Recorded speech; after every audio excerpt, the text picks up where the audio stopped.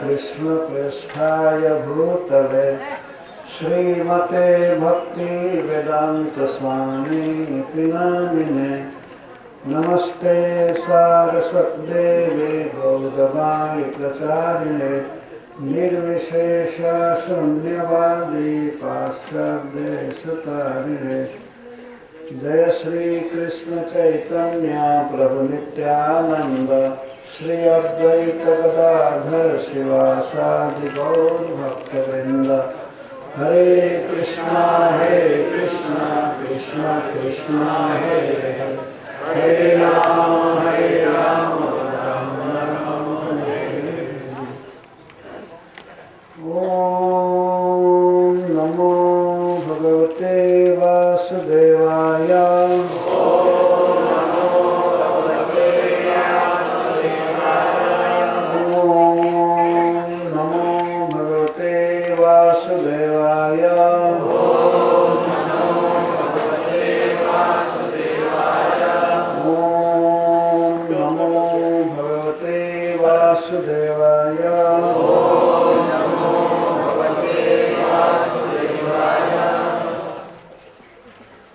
श्लोक 23 से प्रारंभ किया है। मन्ये कृष्णं च रामं च प्राप्ता विसुरोत्तमौ सुराणां महदर्थाय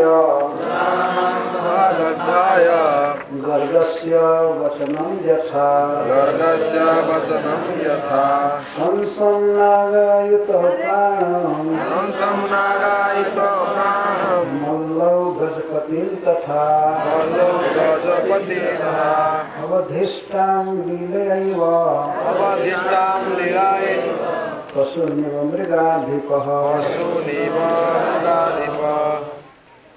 तालत्रयं महासारं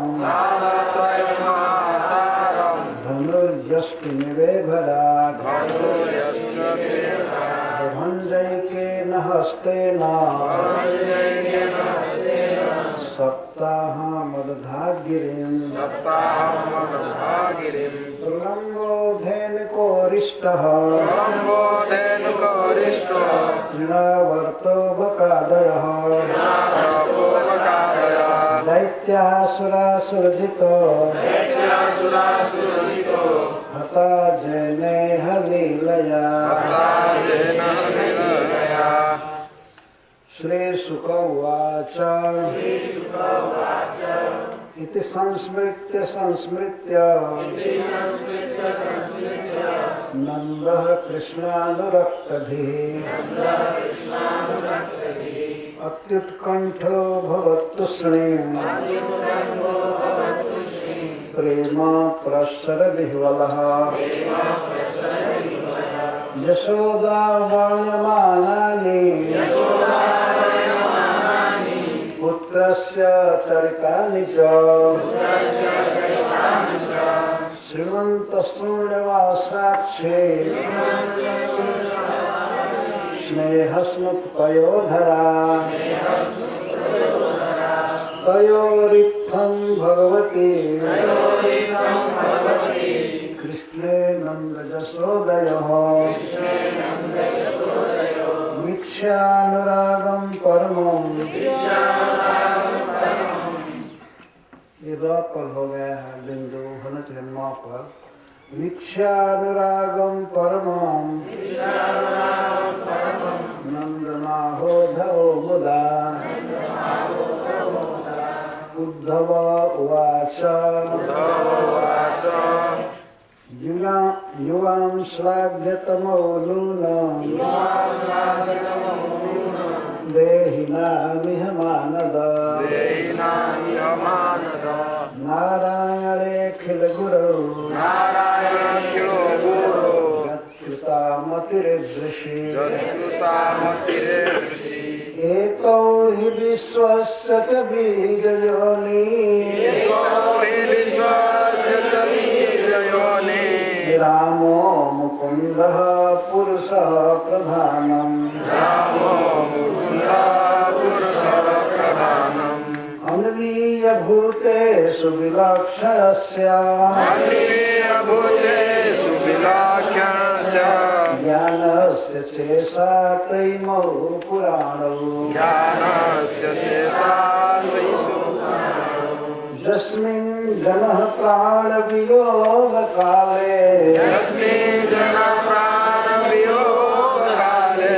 क्षणं समावेश्य मनो विशुद्धम् निर्हत्य कर्माशयमाशु जाते परां गतिं ब्रह्ममयोर्कवर्णः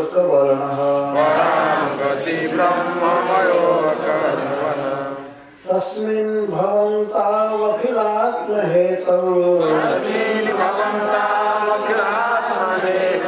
नारायणे कारणमत्यमुक्तौ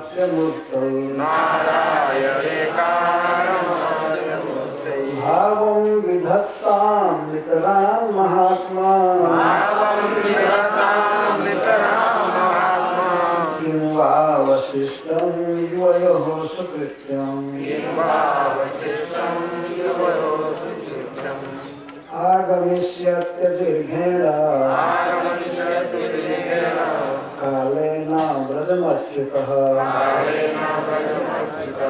प्रियं विधास्यते पितरः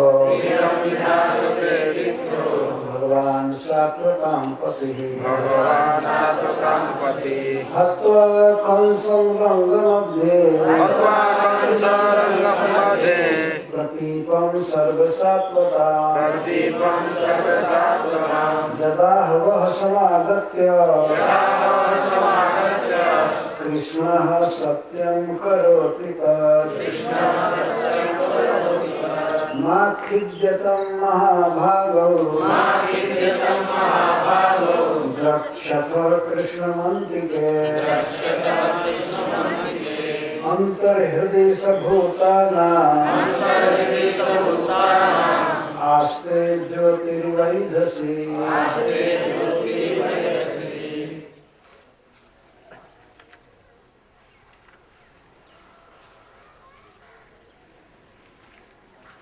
मन्ये कृष्णं च रामं च प्राप्ताविह सुरोत्तमौ पुराणां महदर्थाय वर्गस्य वचनं यथा कंसं नागायुत मल्लौ गजपतिं तथा अवधिष्ठां लीलयैव वस्तोनिव मृगाधिपः। वास्तव में नंद बाबा प्रलाप कर रहे हैं, कोई कथा प्रवचन नहीं कर रहे हैं। कृष्ण का स्मरण करके, कृष्ण का गुण गा करके और इस तरह से रो रहे हैं। तो वे कहते हैं उद्धव जी से, मन्ये कृष्णं च रामं च प्राप्तौ इह सुरोत्तमौ सुराणां महदर्थाय गर्गस्य वचनं यथा। हे उद्धव, जैसा गर्गाचार्य जी ने महत वचन कहा है, ये महत वचन का विशेषण है, इसका अर्थ है गंभीर। हमारे गुरु महाराज ने हमसे कुछ बातें कही है जो गंभीर बात है। गंभीर का अर्थ है कि उसका अर्थ समझना कठिन हो रहा है। क्यों अर्थ समझना कठिन हो रहा है? कई बात वे बोले कि ये नारायण के समान है, लेकिन इसकी रक्षा करना गोपाय समाहित। गुणों में नारायण इसके समान है या नारायण के समान यह है। पहले कभी वसुदेव जी के यहाँ जन्म लिया था तो मैं कुछ समझ नहीं पाता हूँ। पहले लिया था तो इस समय का सब परिचय देना था ना, कृष्ण के बारे में बताना था। तो कई जन्म कोई बिता चुका है तो कई जन्मों की बात थोड़े पूछ रहे हैं। गुरु जी ने कहा कि प्रागयम वसुदेवस्य क्वचित जातस्तवात्मज, साहब कहे कि तब आत्मज आपका पुत्र पहले कभी वसुदेव जी के यहाँ भी जन्म लिया था।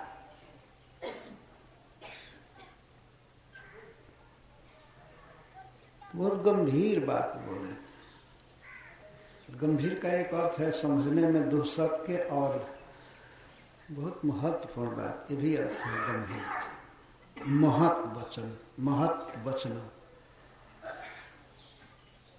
तो मैं कृष्ण को और राम को, श्री बलराम को सुरोत्तम मानता हूँ। सुराणा सुरेशु उत्तमो सुरोत्तमो, सुर मैंने देवता, देवताओं में उत्तम।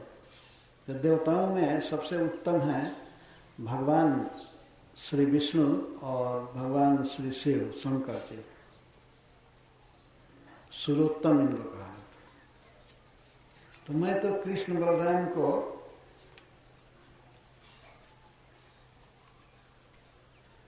सुरोत्तम मानता। वास्तव में कृष्ण तो सुरोत्तमोत्तमोत्तमोत्तम सबसे उत्तम है। भगवान स्वयं अपने मुख से कहते हैं कि अतोस्मी लोके वेदे च प्रथितः पुरुषोत्तम, मैं क्षर से भी अतीत हूँ और अक्षर से भी अतीत पर है। इस प्राकृतिक जगत में जो जीव हैं प्राकृतिक शरीर में, इनको क्षर कहा गया है,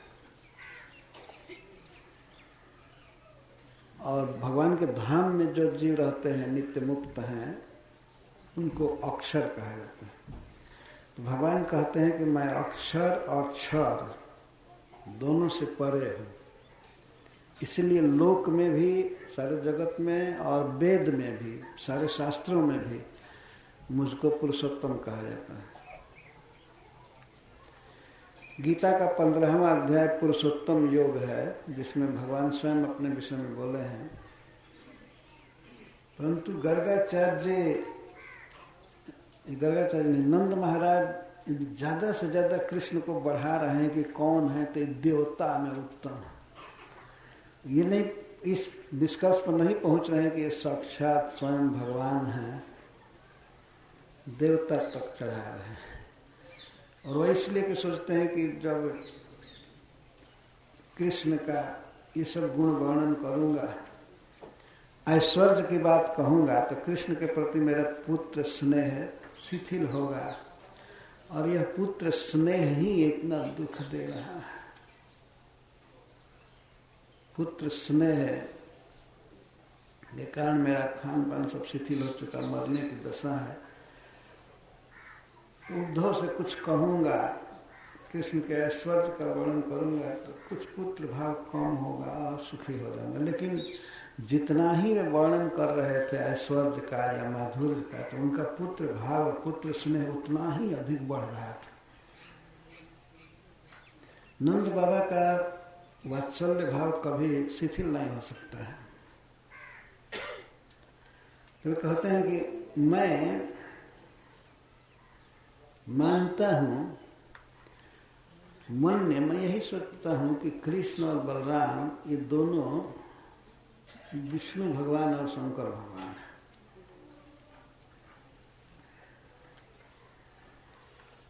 और देवताओं के प्रयोजन के लिए, देवताओं का काम करने के लिए, देव विरोधी दैत्यों का वध करने के लिए, इसका अर्थ ये है पृथ्वी का भार दूर करने के लिए। तो पृथ्वी का भार दूर करना मतलब दैत्यों को मारना, पापियों को मारना, यही देवताओं का प्रयोजन है। तो उसी प्रयोजन को पूरा करने के लिए दोनों देवता आए हैं। हमारे घर में कृष्ण बलराम बन करके जन्म लिए। यह अर्थ है कि मदगृह है, हमारे घर में जन्म लिए।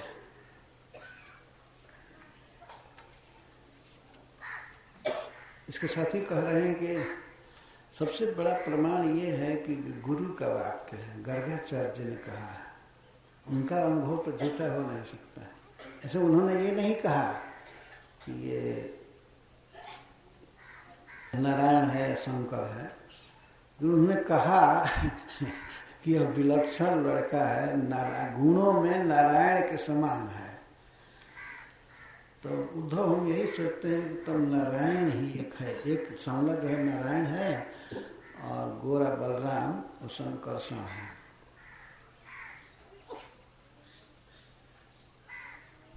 वसुदेव और शंकरषण ये सोचता हूँ।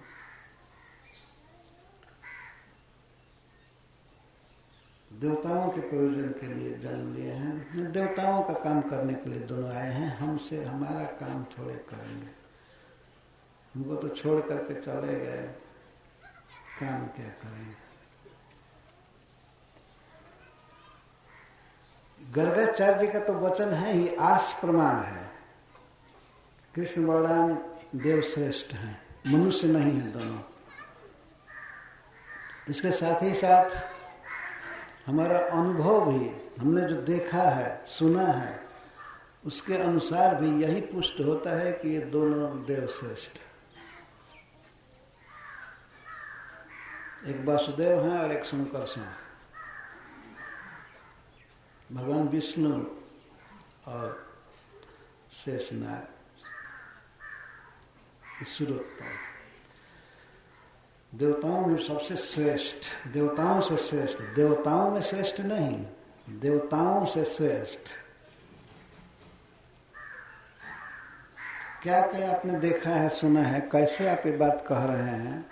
तब नंद महाराज कहते हैं, कंसम नागायुक्त प्राण, कंस में 10,000 हाथी का बल था। मल्लव गजपतिम तथा, तथा मैंने वैसा ही ठीक 10,000 मल्लव, 2 मल, चारुण और मुष्टिक, और भी बहुत से मल्ल थे। उनमें 10,000 नहीं तो 8,000 7,000 हाथी का बल था ही, जो भी करिए। मल्ल 2 ही मल्ल को पहले ले रहे हैं, क्योंकि इनके साथ जो युद्ध हुआ था कृष्ण का और बलराम का, देर तक हुआ था। इसको रंगभूमि में मंच पर बैठकर नंद बाबा देखे थे। 10,000 हाथी का बल कंस में था, और उतना ही बल चारुण में था, और उतना ही बल मुष्टिक में था। तो 10,000 10,000 10,000 30,000 हाथी। और गजपति, हस्ती श्रेष्ठ कुबले पीड़, उसमें भी 10,000 हाथी का बल था। तो 40,000 हाथी को केवल लात से, तमाचा से मार देना बहुत भारी बात है ना। वो भी आजकल के टूटे हुए हाथी नहीं, बहुत मजबूत 10,000 हाथी। 40,000 हाथी को ये लोग मारते हैं। ये इस तरह से नंद बाबा कह रहे हैं। ये कार्य तो भगवान शंकर या शेषनाग या भगवान विष्णु ही कर सकते हैं, दूसरा कोई नहीं कर सकता है। अपने उक्ति का प्रमाण पेश कर रहे हैं, देखे हैं, कुछ सुने। कैसे मारे? लीलया, लीला पूर्वक, खेल खेल में। किसी को मारे, कंस को मारे तो कोई अस्त्र नहीं लिए, चढ़ गए उत्तुंग मंच पर, और वहां पर उसके केस को पकड़ करके पटके अखाड़ा में गिर गया, मर गया। उसके छाती पर कूद गए। ये लीला, खेल खेल में ही कंस को मार दिया। और मल्लव, कंस के सामने पहलवानी दिखाई जा रही थी, दंगल हो रहा था, राजा का मनोरंजन। उसमें भी कोई लाठी, कोई राइफल, कोई धनुष बाण आदि का प्रयोग नहीं किए। लड़ते लड़ते किसने हाथ से पकड़ा, चारों को घुमा घुमा करके मार दिया। और बलराम ने बाएं हाथ से मारा, अवहेलना पूर्वक मुष्टि को तमाचा मारा, तो वहीं गिर गया। तो खेल ही है ना, हाथ में कोई अस्त्र शस्त्र नहीं है तो खेल है, खेल खेल में मार दिए।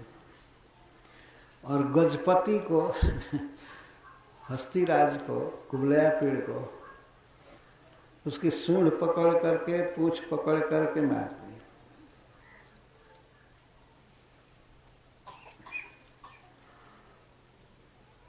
ये दोनों भगवान नहीं है तो और क्या है? ऐसा काम दूसरा कौन कर सकता है? नंद बाबा का अनुभव है। ऐसे किसी को शास्त्रों की जानकारी नहीं है और देखा भी नहीं, कोई चीज सुना भी नहीं किसी के मुख से, तो वो कैसे कृष्ण को समझेगा? प्रथम प्रमाण तो ये है कि ऋषियों का वाक्य, जैसे श्रीपाद गर्गाचार्य जी का वाक्य, ये परम प्रमाण है।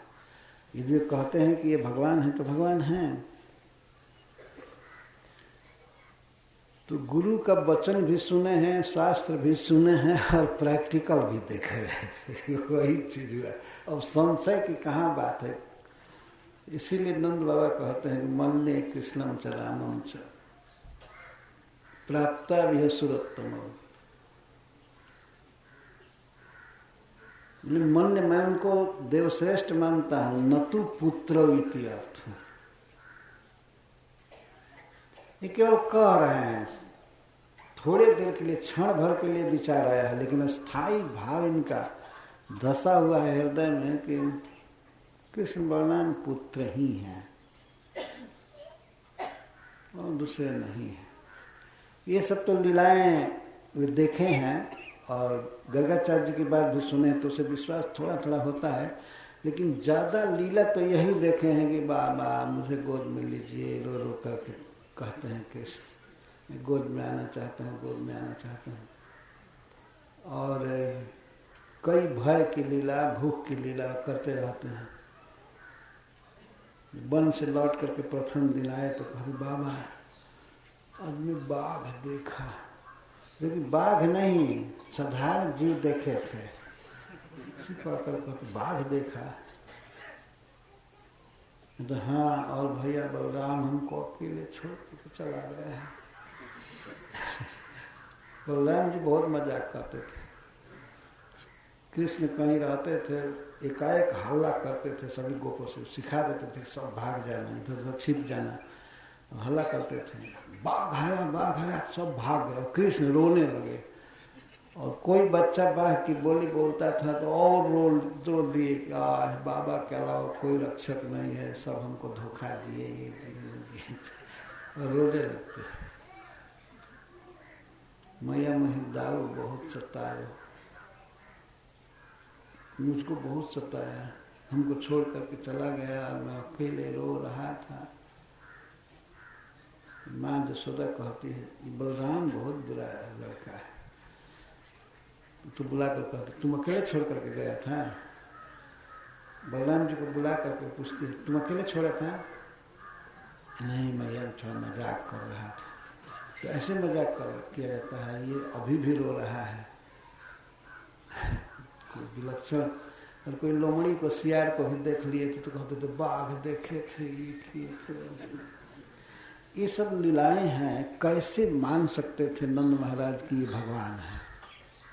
तो गर्गाचार्य कहें या चाहे लाख लीला देखें आंख से, यही भाव था कि मेरा पुत्र है और पुत्र के प्रति अच्छे स्नेह था, इसीलिए तो रो रहे थे। पर थोड़े देर के लिए मन में आ रहा है, गर्गाचार्य जी की बात सुन करके, देख करके, तो मैं तो कृष्ण बलराम को भगवान मानता।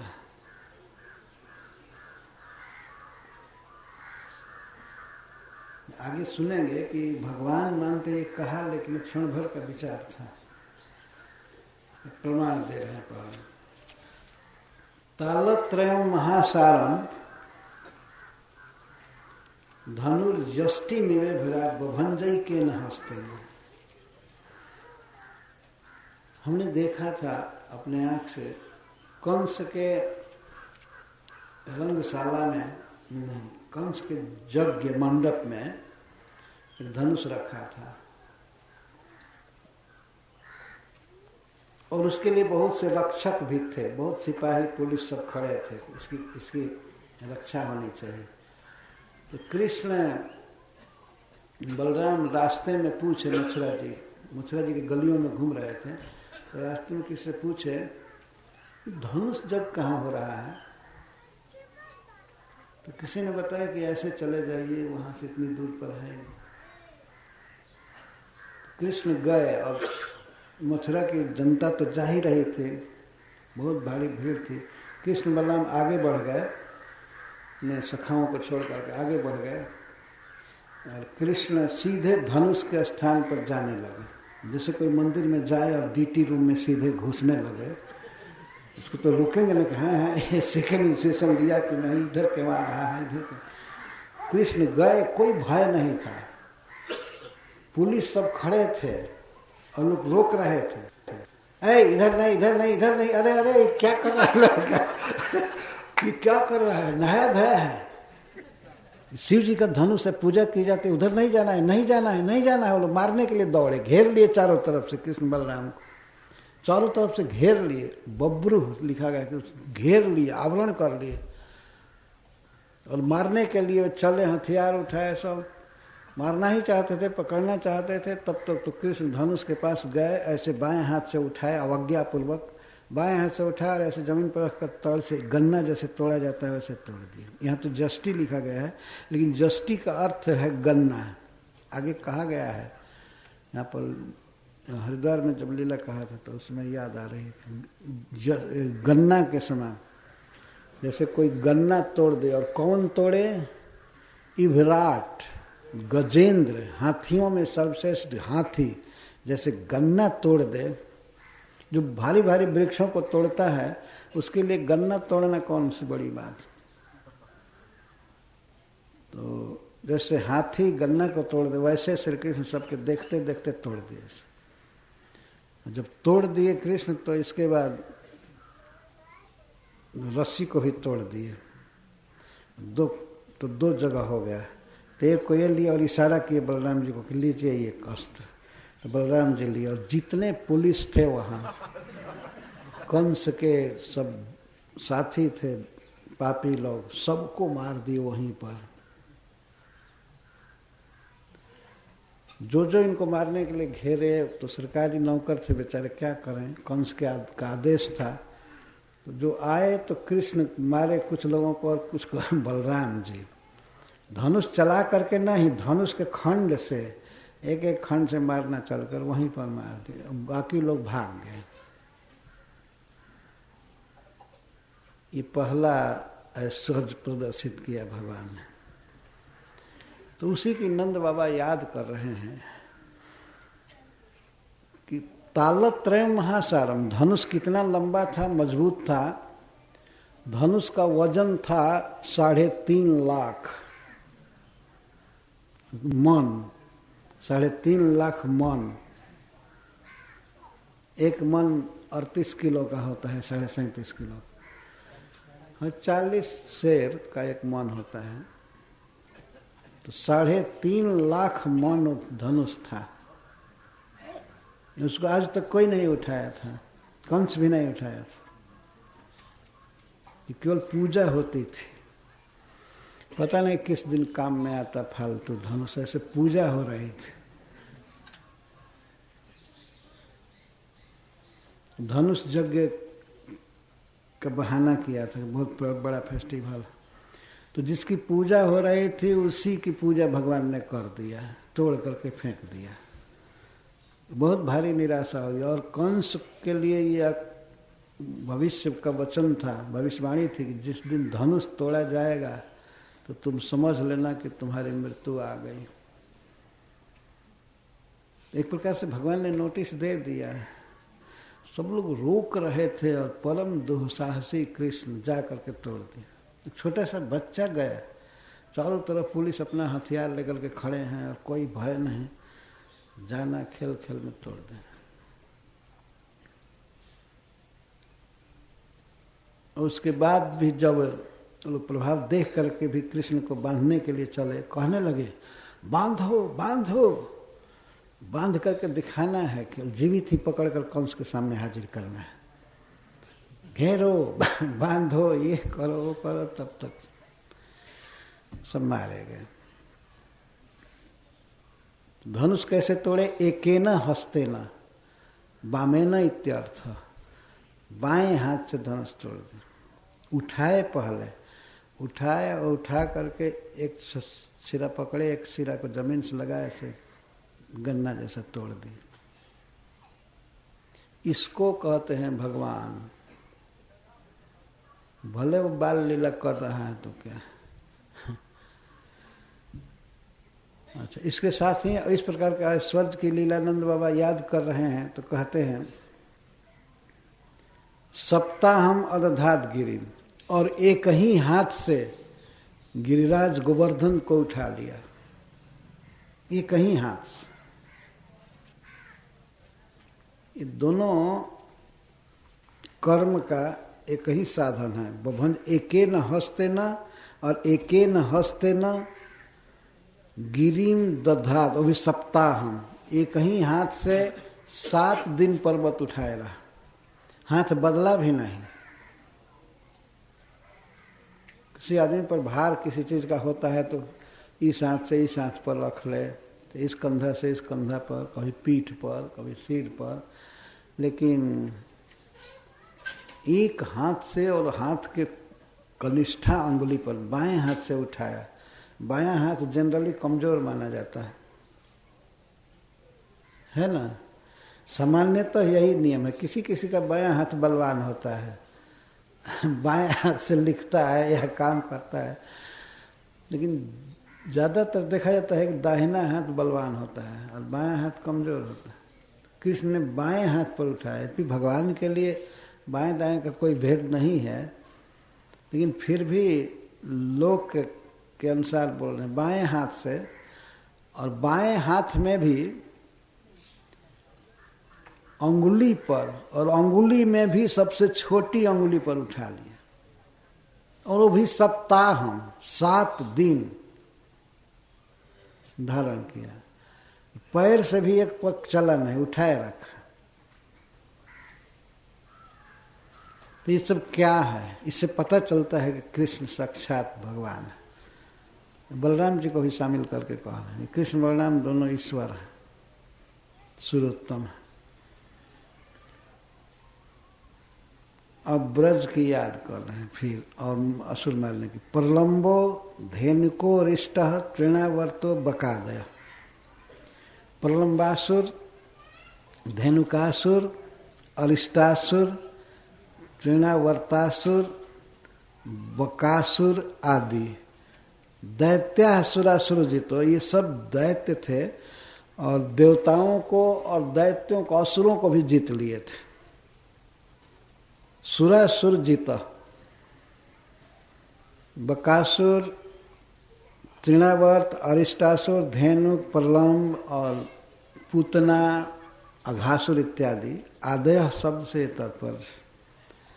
ये दैत्य सुरासुर जीता। सुर का अर्थ देवता, देवताओं को भी जीत लिए थे। कोई देवता इनके सामने नहीं ठहर पाया, और असुरों में भी इनके विरोधी असुर इनके सामने नहीं टिक पाए। परंतु कृष्ण ने इन असुरों का वध किया लीलया, खेल खेल। दोनों का वर्णन कर रहे हैं तो फिर एक वचन का प्रयोग क्यों करने लगे? जे न, ऐसा ये सिद्धांत है। कृष्ण और बलराम दोनों एक ही हैं, इसलिए एक वचन क्रिया का प्रयोग किया जाए तो कोई बुरा नहीं है, ये उचित है। यहाँ पर कहा गया कि प्रलंबासुर को, धेनुकासुर को, इन सबको, और तृणावर्त, बकासुर आदि को, अरिष्टासुर को कृष्ण ने मारा। तो वास्तव में कृष्ण ने प्रलंबासुर का वध नहीं किया था, धेनुकासुर का वध किया था बलराम जी ने, और प्रलंबासुर का भी वध बलराम जी ने किया था। तो यह कैसे कहा जाए? नंद बाबा कह रहे हैं कि कृष्ण ने वध किया प्रलंबासुर का, धेनुकासुर का। तो धेनुकासुर का वध करने में वो तो साथ में थे, ताल वन में गए थे साथ में। तो ऐसा अगर कोई बच्चा आकर के ब्रज में कहे कि कृष्ण ने मारा, तो कोई आश्चर्य की बात नहीं है, साथ में थे। लेकिन प्रलंबासुर को मारने में